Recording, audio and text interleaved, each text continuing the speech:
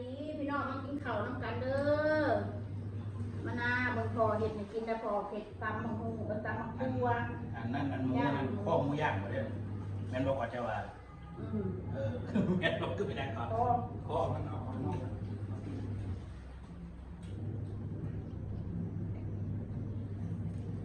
แล้วพี่น้องมากินข้าวกันด้วยจ้าตำมังคัวเบาเผ็ดเลยจริงทำครัวกินไตบอลเนี่ยก็กำลังสิเอาเข้าปากจะเข้าทางเบิ่งครับไอ้ที่ว่าแกผู้เจ้าตามนะครับดู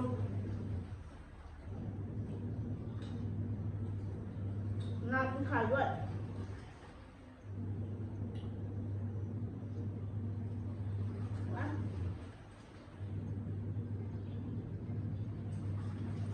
อะไรอ่ะทำอะไรทำอะไรเขาเรียกอะไรบอกแม่สิมานาจ๋าเพราะว่าแม่พ่อเคยเป็นฝากแบบนางลูกสวยๆจะไป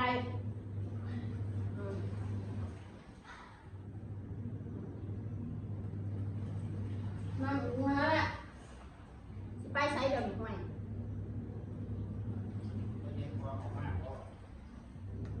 กินลูกกินพ่ออยู่นี่เด็ดเตรียมน้ำมันด้วย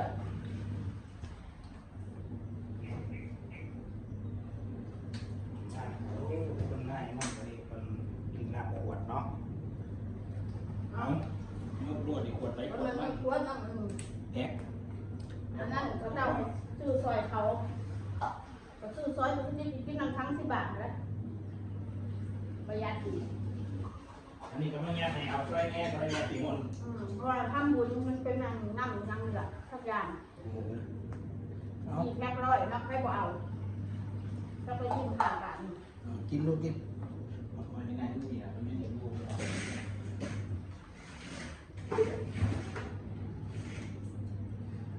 น้าเฮียเจ้าเนี่ยที่ปวดอะไรเงี้ยนะนั่งอะไรออกมันจะแข็งแบบนี้ไม่ได้กินเลยมันมัดหมูนะเดี๋ยวว่าลงกินข้าวกินยาเราลูกมันตั้งเดียวเป็นรับ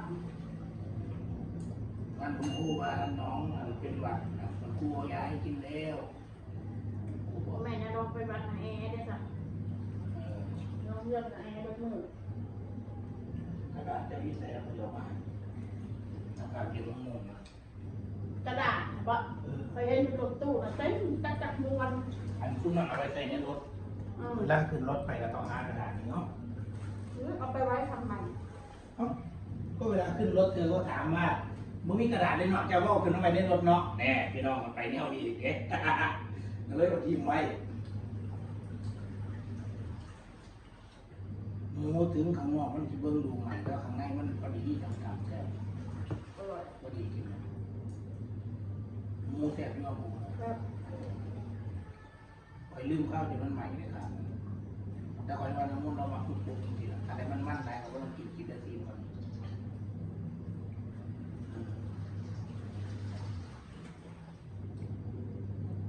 พอจากคนลงมาเดี๋ยวเขาไม่ลงกล้องไหนเด้อ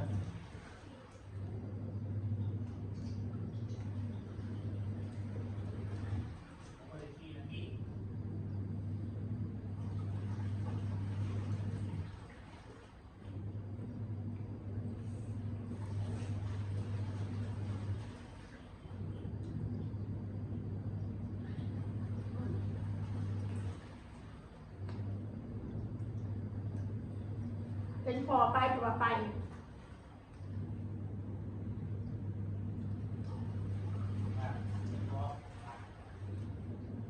กินด้วยเจ้าได้น้ำกินเจ้าได้ครับ3 คำมันกินนมแล้วมันกินน้ำก่อนสิ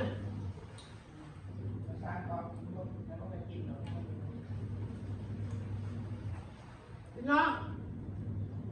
เขาขึ้นเดียดอีกเพราะไม่มันก็ไม่บ้าค่อย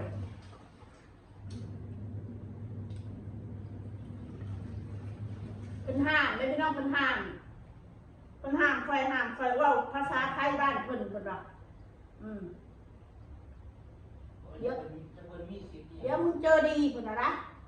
อีลาวต่างด้าวมึงไม่ต้องมาพูดภาษาไทยบ้านกูเลยคนนะคนบ้าจะคอยนางเจ้าของประเทศจะอ่อนเนาะขนาดฝรั่งมันยังเรียนรู้จากเราภาษาไทยเขาไม่ได้อย่างคนบอกได้ทั่วโลกตรงนั้นอีกมึงมันต้องนักเสือเปล่าภาษาไทยบ้านกูเดี๋ยวมึงเจอดีมาสันได้พี่น้องคนที่มาคู่คนคู่คอยคนที่ขาคอย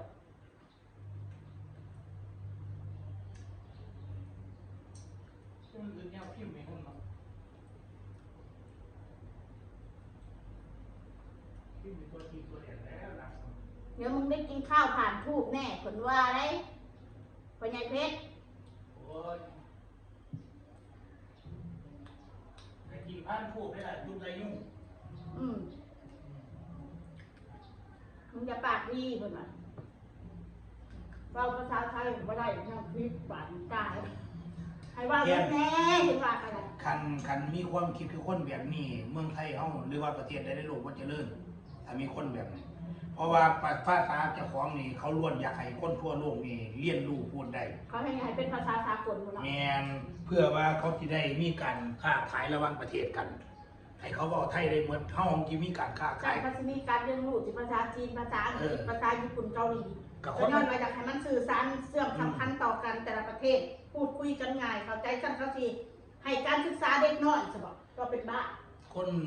ความคิดแบบนี้ความคิดงูพี่น้องเยาว่าค่อยว่าคนที่เพิ่นนั่นฉลาดคนที่เพิ่นเป็นครูบาอาจารย์เพิ่นมีแต่สอนนักเรียนว่าคันเจ้าเว้าได้หลายประเทศทั่วโลกแห่งดีเจ้าอยู่ไปอเมริกาเจ้าเว้าอเมริกาได้เจ้าก็ไปโดยไม่ต้องใส่ลาบแม่นบ่ล่ะเจ้ามีเงินเจ้ามีหยังพอเพียบพร้อมที่เจ้าสิไปได้ตามกฎเกณฑ์ของบ้านเมืองเพิ่นน่ะเจ้าไปได้เลยบ่ต้องใส่ลาบเจ้าไปเที่ยวน่ะเว้าจั่วๆกับเพิ่นโลดเจ้าไปจีนเจ้าก็เว้าจั่วๆไปเกาหลีญี่ปุ่นก็ว่าไปเพิ่นว่าก็เว้าไทยค่อยก็เว้าไทยบ่ค่อยเป็นปานใดเลยพี่น้องมึงไม่ต้องมาพูดภาษาไทยบ้านกูคนว่าเด้อคันเล่าเป็นคนนั่นอันนั้นเจ้าก็บอกแล้วที่เจ้าก็จะบอกภาษาลาวสบายกันว่าบ่เป็นอันนี้เฉพาะคนพิมพ์มาเนาะไม่ได้เกี่ยวคนอื่นนะพี่น้องจะให้ว่าอันแน่เลยก็จะเป็นคนไทยจะเป็นคนไทยเขาว่าไรเถื่อนเลยไม่ได้ยินบอกกันลูกใครเป็นคนไทยแม่เขาก็ต้องสอนพระลูกว่าไทยนะสร้างว่าไม่ได้เป็นจักเถื่อนจะแม่นานขึ้นแนวสิพิมพ์ให้คอยว่าแล้วแม่เด้อFCเอ้ยFCคอยกับวันนี้มีแต่คนอีสานเนี่ยแหละคนภาคกลางคนภาคใต้ภาคเหนือมีหมดกรุงเทพครับกรุงเบื้องในรังบ้านนะกรุงเทพอันดับหนึ่งเลยที่ว่าเบื้องสองห้องนะกับคนที่แบบว่าจากบ้านเขาไปอยู่พุ่นอะไรคำว่าคนกรุงเทพเบื้องอะไรแม่นบ้ากับคนบ้านเขาไปเห็นงานอยู่พุ่นเมื่อนี้จะไปเถอะนะวันเสาร์เดี๋ยวเด้อลุงเบิ้ลโทรมากำลังถ่ายคลิปอยู่เดี๋ยวลุงเด้อเดี๋ยวกันลุงเบิ้ลเหรอลุงเบิ้ลคอยรับเพิ่นเป็นงูมาเช่าคนขอมาเป็นงูเลยเพิ่นเฮ็ดเฟซใหม่เอาสั้นบอกกับไอ้ก่อนเนาะส่วนมีเรียนอย่างเนาะพี่น้องลุงเบิ้ลโทรมาคุยกับเราหรออะไรยังเปิดประมึงสิมาบ่สิไปหาก็เลยว่าเดี๋ยวมึงสะกอนยังบ่รู้อาม่าว่าสิฮับสิมาฮับเพิ่นว่านั่งเดินสร้างกับเปิดสิฮอดเพิ่นเอาไปฮับแป๊บเดียวเดี๋ยวตัวน้องนะเนาะมันก็มาถามเนาะเห็นร้านเราแบบนั้นก็ขึ้นน้ำเจ้าเลยเนาะคือเราเนาะเนี่ยมันบ่มีเนาะเราจะไปหัวซ่ามันเนาะมันเสงอเนาะมึงจะรู้ว่าซ่ามึงรู้เนี่ยมันเสงอทางไหนทางอูมันก็เต็มมันละวานอ่ะก็เลยถามว่าไปเมื่อวานไปเตะปากเขาดีบอกเขาเตะปากมันอะไรเอ้าเตะปากว่ามันคือว่าแม่มันเจ็บหลังมือซื้อแทนที่สิซอยแม่มันแล่นหนีมึงเบิ่นว่ากูจะให้มันมาซอยอยู่แม่มันอ่ะมันคือว่ามาซอยคนยืนเต็มสาบลาดอยู่เมื่อวานนี่พี่น้องทั้งตำรวจทั้งทหารมีแต่เจ้าหน้าที่เนี่ยเต็มอยู่หันเพราะมีแต่เพื่อนเจ้าหน้าที่เท่านั้นเพิ่งก็ไม่ยืนเบิ่งเลยเนาะเจ้าเห็นติดตอนไปเก็บมะม่วงนะไอ้นะเพื่อนเราก็อยู่หันติดกันหันอันความหมายเนี่ยลุงเบิ้ลเราไปแล้วก็ไปในน้ำเราปิดห้องเนี่ยคนแรกออกไปคนนั้นซอยแน่ลุงเบิ้ลมาทำลายร่างกายคนมาได้ไปเนาะหลักฐานเหมือนหลักฐานอันพวกคอมเมนต์นะ คืออย่าคอมเมนต์มันเลยแจ้งเลยมีหลักฐานนะกูว่าบ่เห็นแต่บอกเบิ้นเตะน่ะกูว่าบ่เห็นมีแต่บักคิงเบ้าเองหลักฐานที่หยังมีแต่เสียงด่ากันหลักฐานชั้นดีเลยว่าซั่นอันลูกบ้านทำได้ร่างกายว่าซั่น บ่ได้เห็น ว่าบ่เห็นเลยมีแต่มันเบ้าใส่ร้าย แล้วก็ลายเงี้ยออกมาบอกว่า ตรงนี้แหละโหยาว